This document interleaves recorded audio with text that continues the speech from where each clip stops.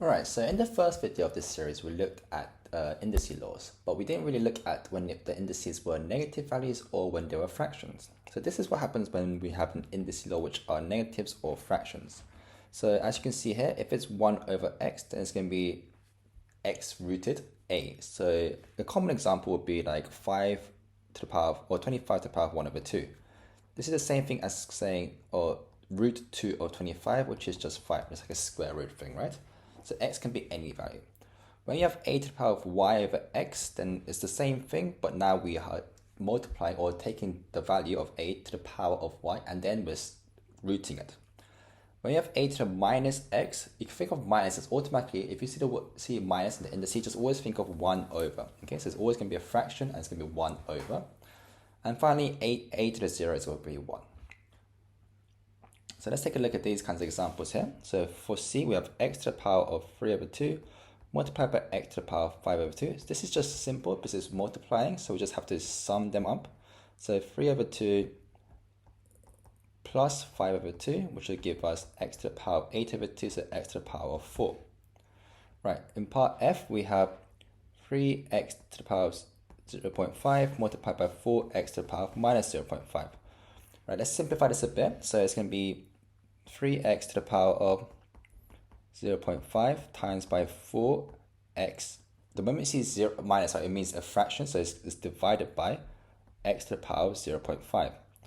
And now these x's will actually cancel out, so you're left with 12x to the power of 0, which is just 12, because x to the power of 0 is just 1, right? Let's look at I. So we have 3x to the power of 4 multiplied by 2x to the power of minus 5. Once again, let's simplify a bit. So 3 and 2's we can multiply to get 6. X 4 plus minus 5, right? Plus is times. So you get 6x to the power of minus 1, which I can rewrite as 6 over x plus minus means 1 over, right? So it'd be 6 over x.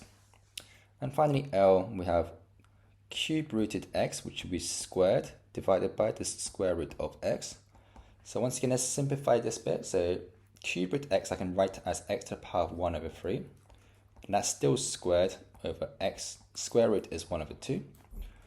And then this now, using the first law we looked in the previous video, it's going to be x to the power of 2 over 3 now, divided by x half.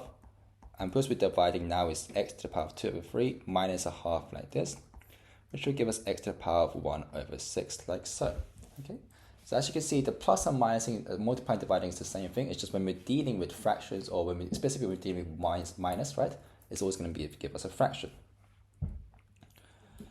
This also works with any base, so it could be numbers as well. So let's look at some of these examples here. So we have C, 27 to the power of 1 over 3. Once again, this is the same thing as cube rooted 27, which is just equal to 3. F, we have minus 5 to the power of minus 3. Remember, if it's minus, it's automatically 1 over. So 1 over minus 5 cubed, which is the same thing as minus 1 over 125. I, we have 25 over 16 to the power of 3 over 2. Just imagine just doing each number, numerator and denominator separately. So I can say it's 25 to the power of 3 over 2 over 16 to the power of 3 over 2.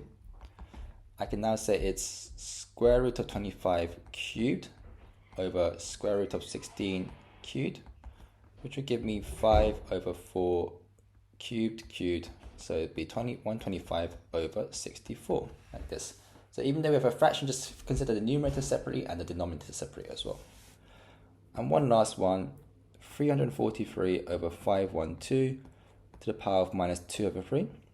So let's deal with the minus first. The minus means we flip it, right? So in this case, this will now flip to 512 over 343 to the power of 2 over 3 now, okay? So that's what the minus means, just flip the fractions. And then once again, we'll just deal with it separately. So we'll have 512 to the power of 2 over 3, and then 343 to the power of 2 over 3 as well, which will be 512 cube rooted first, and then we square over 343 cube rooted, and then we square again.